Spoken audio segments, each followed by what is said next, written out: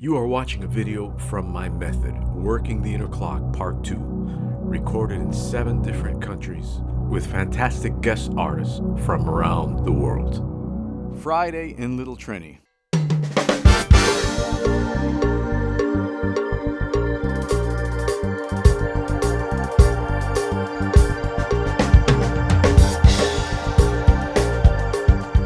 I wrote this song because, first of all, I love music from Trinidad, and I tried to imagine what it must feel like on a Friday night in Trinidad. I know it's not exactly soca stuff here, but I try to capture that feeling. So let's analyze what's going on. The main purpose of this tune is so that you can interpret 2 note figures, okay? In this case, one E and DA. This phrase gets moved around to the 2, 3, and the 4, and it does it in subtle ways. So really look out for that in the chart. Now, let's just look at the A section, the groove. You have that little line that you're going to follow, okay? And that little line is just 16th notes on 3 and 4. And it goes like this. Okay, really simple. But I suggest really keeping that in mind when you do your ensemble figures and you catch those figures, because it really helps out the tune. Then you're going to outline the 2 hits, the 2 main hits of the song. So this is what it might sound like.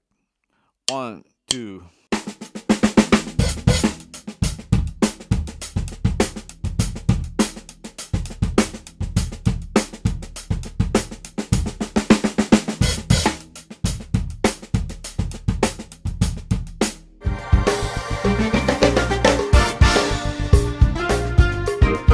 On the hi-hat, I like to play a mixture of things. I like to play, this standard 16th note pattern, or just 8th notes. And on the left hand, I do backbeat on 2 and 4, and the ghost note patterns that I do. You can improvise with the ghost note patterns too. It's a lot of fun. It really makes the groove happen, the ghost notes. Now the bass drum basically follows the bass line, and you want to really outline what the bass is doing in this case so that you can lock into the track and really get a feeling for the E and the DA as it shifts in the timeline. Let's have a look at the B section now.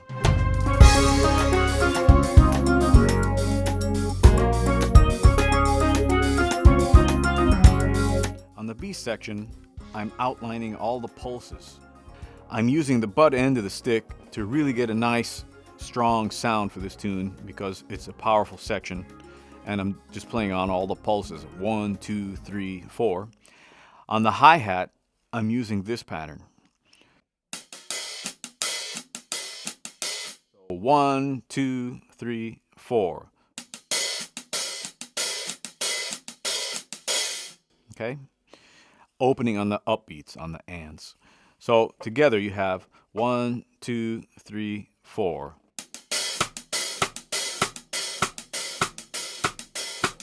Now the bass drum is following the bass line. You have to be careful and see how the pattern is shifting. At first, you have the 2-note figure as a section figure on beat 3. 1, 2, 3. 1, 2, 3. Okay, and in the second half on the 4. 1, 2, 3.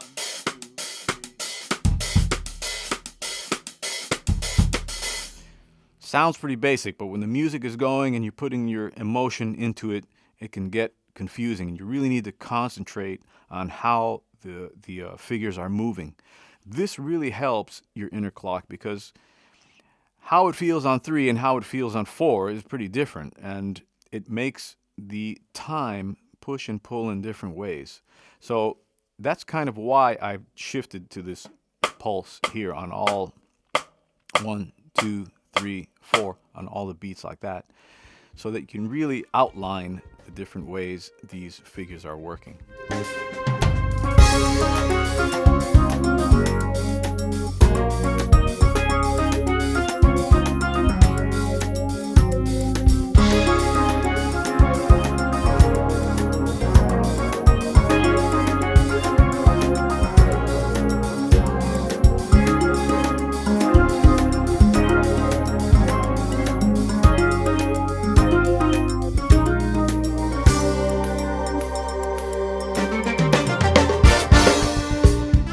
solo section.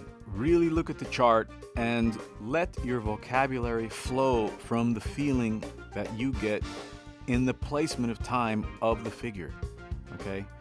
I like to think this way so that I don't have set patterns that I play every time I see an ensemble figure.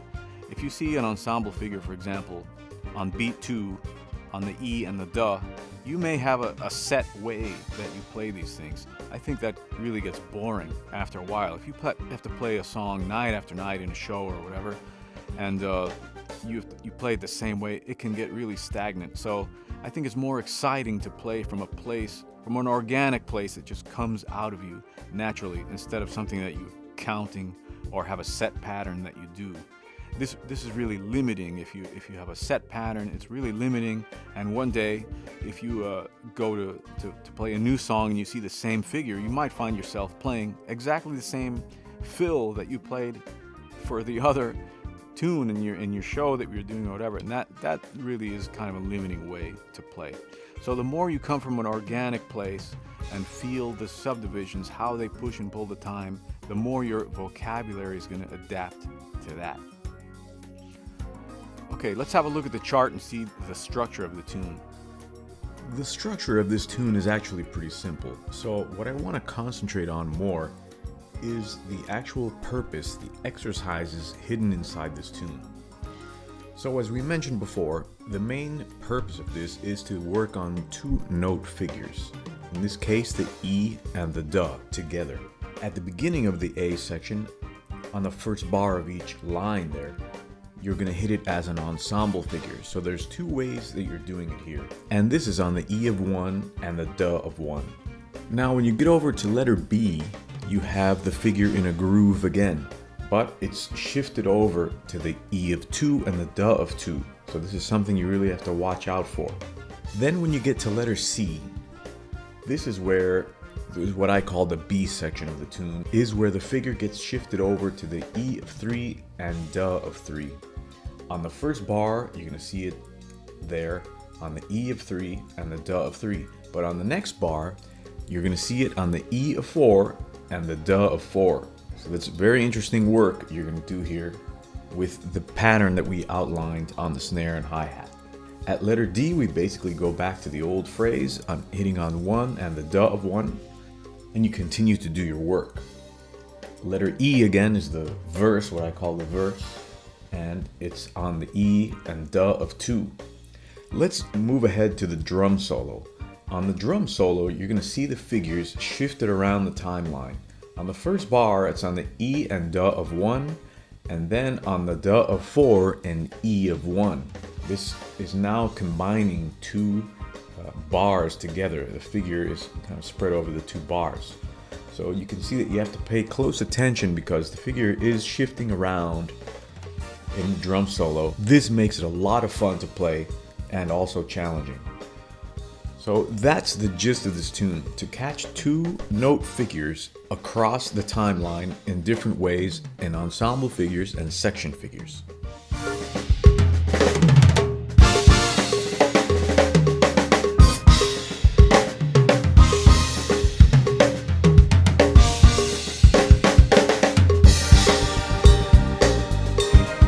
That's Friday in Little Trini.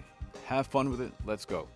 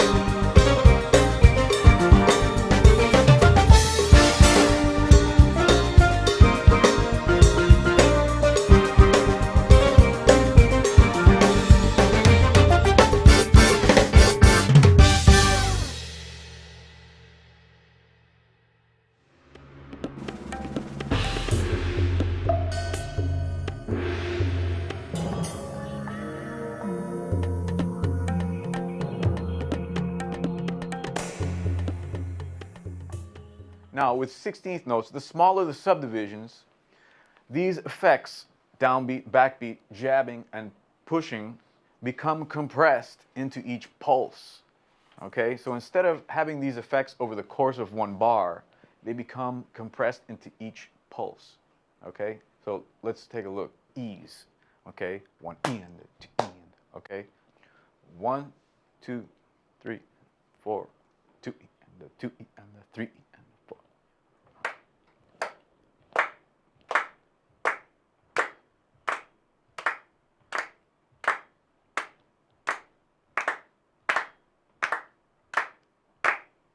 Keep clapping. Now, close your eyes. See how you feel.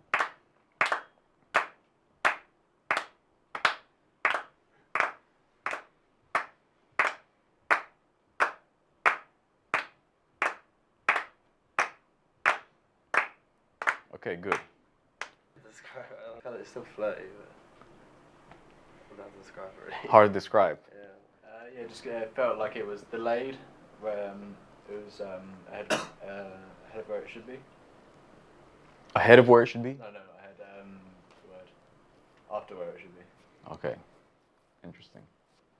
It's quite static and hectic, kind of jolty. You think the one is going to be, and it's kind of. Excellent. Okay. You see, the body never lies. The body knows this stuff, but it's hard perhaps to put it into words because it's never tried to put those emotions, those things into words. So what's happening, the E, one E and the two E, is the jabbing thing, right? Like the and of 1 and 3, one E and the two E. You notice their bodies when they were clapping. They weren't going one E and the two, right? The body tells you what these things are. So we just have to now become aware of them and sync it, our mind and body, with this emotion and the subdivision, okay? So jabbing. Good, thank you.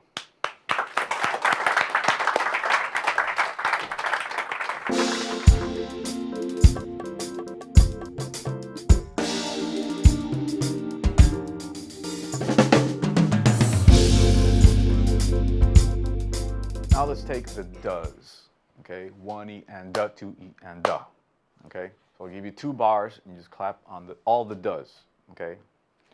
1, 2, 3, 4, 2, 2.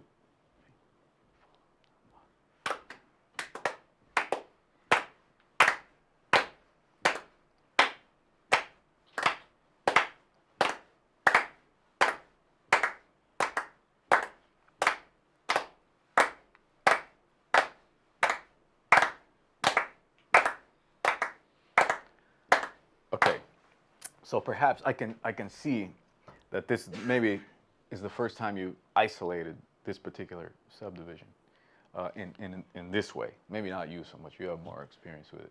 How does it make you feel, the duh? Just kind of wrong, like it should be instead of. It feels like the downbeat. It feels like it becomes a downbeat. Yeah. Is that what you're saying? Okay, interesting. No, it's okay. Good. I don't know really, it's just one and the. Okay. Yeah, feels quite pushy, quite. I don't really know how to explain it, but. Yeah, but it's okay. Your body is telling you. The duh is another flowing motion subdivision. Okay, 1 E and duh. Exactly what you're doing. 1 E and duh, 2 E and duh. It makes the music flow forward. 1 E and duh, 2 E and duh. Right? You're probably just not used to isolating the duh, so it feels like then the downbeat. You know, 1 E and duh. It becomes the downbeat instead of 1 E and duh, 2 E. Right? So you just have to get used to isolating that subdivision. Okay, thank you.